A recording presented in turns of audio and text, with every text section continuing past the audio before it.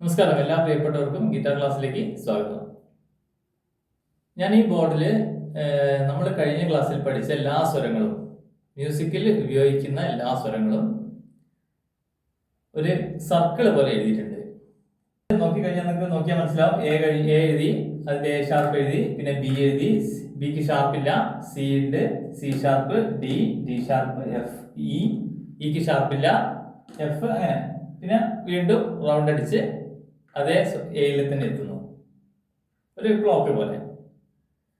മ്യൂസിക്കിലുള്ള എല്ലാ സ്വരങ്ങളാണ് ഞാൻ എഴുതിയിരിക്കുന്നത്. പക്ഷെ ഒരു പാട്ടിൽ നമുക്ക് ഈ എല്ലാ സ്വരങ്ങളും ഉപയോഗിക്കണം നിർബന്ധമൊന്നുമില്ല. അത് ആ പാട്ടിന്റെ കമ്പോസിങ് പോലെ ഉണ്ടാവും. ഏതൊക്കെ സ്വരങ്ങൾ ഉപയോഗിക്കണം ഒരു പാട്ടിൽ, ഏതൊക്കെ സ്വരങ്ങൾ ഒഴിവാക്കണം എന്നുള്ളത് സംഗീത സംവിധായകനാണ് തീരുമാനിക്കുക.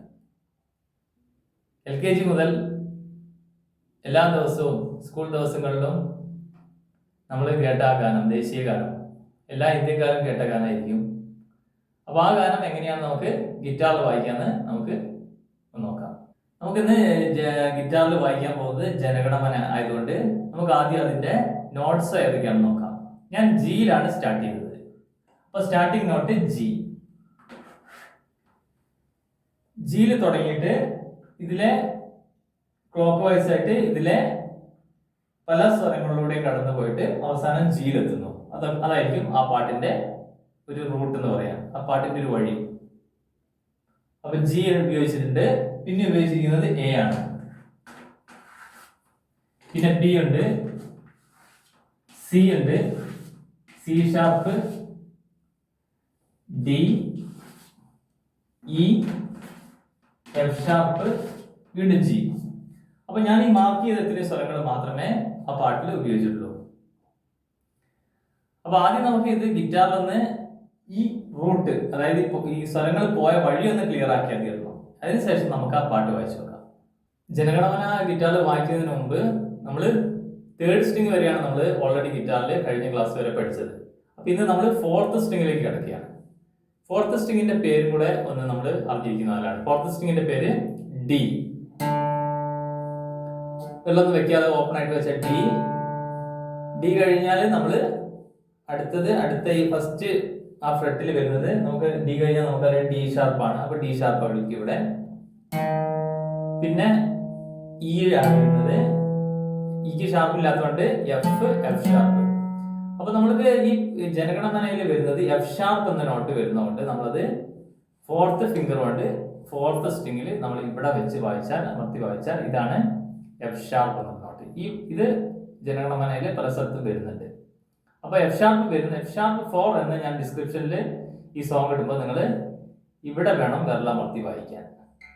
ലിറ്റിൽ ഫിംഗർ കൊണ്ട് ഫോർത്ത് സ്ട്രിങ്ങിൽ നാലാമത്തെ ഈ കള്ളിയിൽ 1, 2, 3 നാലാമത്തെ ഈ ഫ്രെറ്റിൽ ഇവിടെ അമർത്തി വെച്ചാൽ എഫ് ഷാർപ്പ് എന്ന അക്ഷരം കിട്ടുന്നുണ്ട്. അപ്പൊ ഞാൻ അവിടെ എഫ് ഷാർപ്പ് 4 എന്നാണ് ഉപയോഗിച്ചിരിക്കുന്നത്. എഫ് ഷാർപ്പ് 4 എന്ന് പറഞ്ഞാൽ ഫോർത്ത് സ്ട്രിങ്ങിലെ എഫ് ഷാർപ്പ്. അപ്പൊ ജനഗണമന നമ്മൾ വായിക്കുമ്പോൾ നമ്മൾ ശ്രദ്ധിച്ചാൽ നമുക്ക് മനസ്സിലാവും ഓരോ അക്ഷരത്തിനും ഓരോ സ്വരങ്ങൾ വരുന്നുണ്ട്.